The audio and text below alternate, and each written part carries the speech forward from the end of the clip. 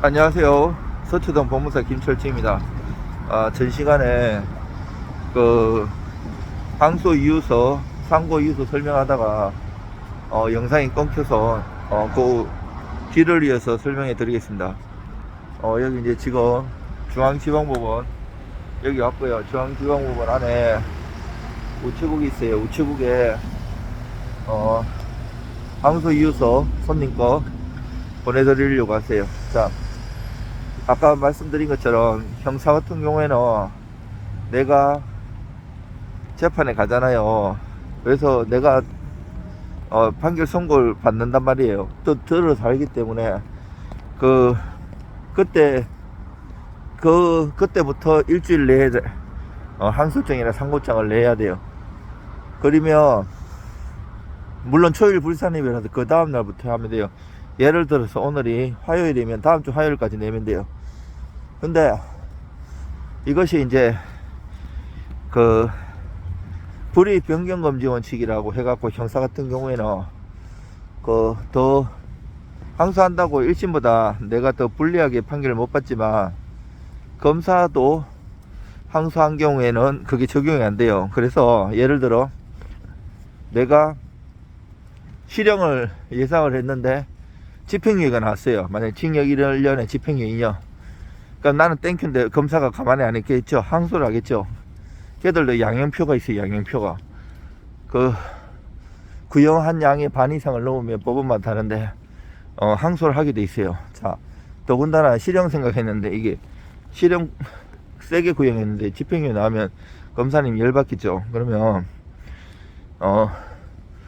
내가 항소할 이유는 없잖아요. 그리고 그 다른 상황이라도 또 항소해가지고 더 줄일 수도 있잖아요. 그래서 일주일 다 되는 날 마지막 날 6시까지 이렇게 보다가 항소 안 하면 검사가 항소 안 하면 그때 항소하는 경우도 있고, 왜냐면 내가 항소하면 검사도 항소하거든요.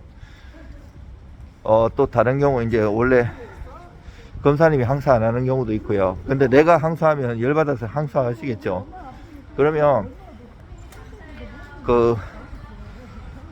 당직실이라고 있어요. 마지막 날 항소하는 마지막 날 보통 저녁 늦게 가면 검사가 항소한 줄 몰라요. 왜냐면 이게 도장은 오늘까지 냈는 걸로 접수증 찍어주지만 내일 아침 9시 돼야지 그 부서에다 보내요. 자, 이렇게 항소 하면 항소든 상고를 하면 이제 상급 부분은 기록을 보내요. 그러면 접수 번호가 생기고 그 상급 부분에서는 소송 기록 접수 통지서를 보내요. 형사 같은 경우 그러면 그 소송 기록 접수 통지서를 받은 날로부터 20일 내에 그 항소 이유서, 상고 이유서를 내면 되는 거거든요. 그러면 그것도 이제 판결에 형사 같은 경우에 이제 대법원 판례가 많아요. 뭔 말인가 하면 이제 공시송달 제도가 있는데, 공시송달 형사 같은 경우에는 1회 공시송달일 때는 공시송달 신청하고 초일 불산임이 있어 다음 날부터 기산해서 14일 내에 후에 효력이 생기고, 2회 송달은 5일 지나면 생긴다고 하는데, 문제는 이제 법원에서 이제 바쁘고 절차를 빨리빨리 속행해야 되니까 몇 번 해보고 공시송달 신청하니까 피고인이 소송을 해가지고 이거 공시송달이 이렇게 한 거는 무효다는 판결이 있어요. 뭔 말인가 하면 기존에 피고인이 주소 보정명이라든지 한번 냈던 거는 하나도 빠짐없이 다 주소 소송기록 접수 통지서를 보내보고 해야 되는데 그거 누락됐다고 해가지고 공시송달 명령 부적법하다고 판결 낸 것도 있거든요. 근데 항소 이유서 민사든 형사든 쓸 때 2심까지는 사실 오인 부분, 그리고 법리 오해 부분 그리고 판단 누락 부분을 조목조목 잘 써야 돼요. 대충 써갖고는 택도 없고요. 그리고 상고유서 같은 경우는 이제 법률심이에요. 법률적인 걸 써야 되는데 법리 오해 부분을 서술할 때 사실관계를 안 쓸 수가 없어요. 사실관계도 보통은 다 변호사님도 법무사님도 쓰는데 그걸 장하게 쓰면 안 되고 내가 잘못된 판결을 받은 부분에 대해서 법리 오해나 판단 누락, 유탈 이런 부분을 강조하기 위한 부분으로 보조적인 지표로 잘 써야 돼요. 거의 심파두로 쓰면 이제 대법관님들이 바로 보시는 게 아니고 그 밑에 또 유능한 그 재판연구관님들이 계셔요. 그분들이 대부분 심리불수익행 기각하고 일부만 대법관님한테 올려드리기 때문에 그분들도 되게 똑똑하신 분들이 공부 많이 하시고 재판연구관들 통과를 해야 되는데 그 다 조문이나 판례에 나와 있어요. 그 항소이유, 상고이유 할 수 있는 걸 그런 거에 맞게끔 형식이라도 잘 끼워 넣어야지 한번 보시는 거지. 아니면 얼토당토 않게 쓰면 심리불수익행 기각될 확률이 되게 많습니다. 그래서 항상 정말 목숨을 다해서 최선을 다해서 작성해야 되고요. 법무사 변호사를 선임할 때도 그 사람이 성심성의껏 정말 최선을 다해서 해줄 수 있는 그런 사람을 잘 선임하셔야 돼요. 민사든 형사든 마찬가지예요.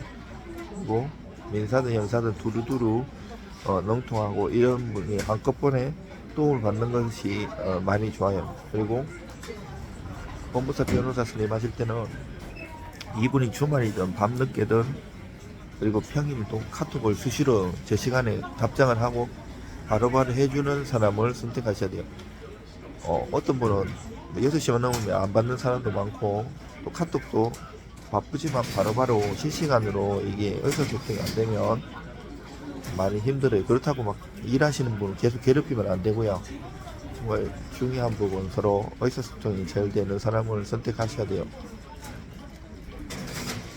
그리고 소장 쓰는 것도 우리가 이제 소송에는 이행해소, 확인해소, 형성해소가 있는데 각 또 뭐 이행해소에서도 손해배상 소송이라든지 대여금 소송이라든지 누수소송부터 해서 부당이득 반환소송, 보험소송 수천 가지가 넘어요.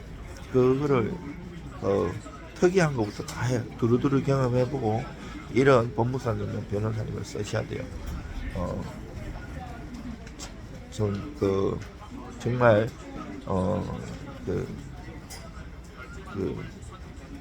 요건에 맞는 잘 쓰인 소장을 써야지 나중에 고생 안 하고 대충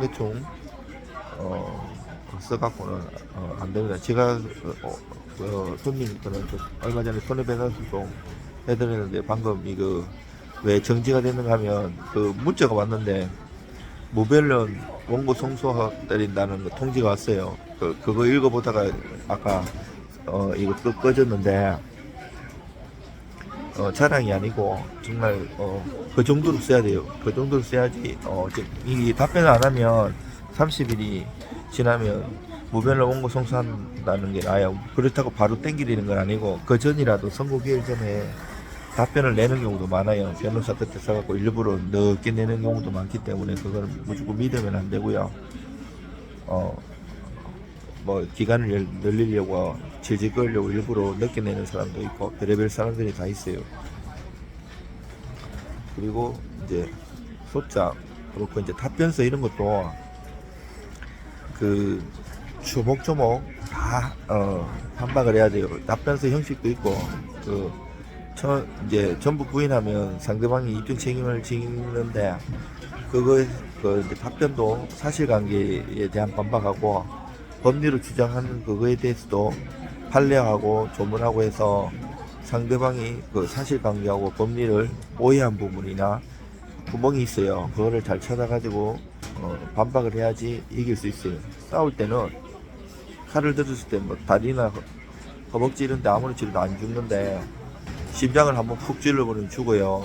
그래 소송인데 전쟁이기 때문에 그렇게 정치하게 잘 쓰셔야 되고요.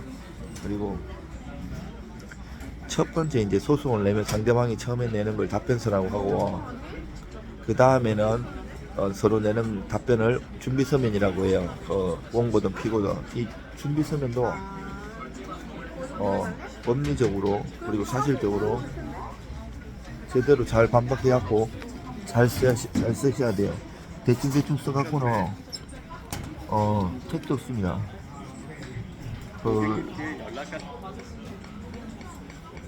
제가 이제 손님 거 항소 이어서 지금 등기를 보내고 있습니다. 내 전화번호를 쓰면 나한테 도달하면, 이길 특검은 바로 제주도는 한 이틀 걸리죠. 대부분 하루 걸려요. 그러면 저한테 내일 아침에 카톡으로 와요. 이렇게 도달했다고. 그러면 그거를 캡처해가지고 손님한테 보내주면 돼요. 그러면 손님도 안심을 하고, 저도 이제 나중에 안 받았다느니 보냈다는 이런 그런 거를 막을 수 있어요. 그게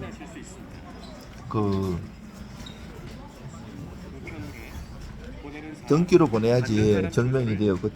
등기 도달했는 게 나오고, 그 번호 누르면 누가 받았는 또 그런 것까지 세세하게 잘 나와요. 그리고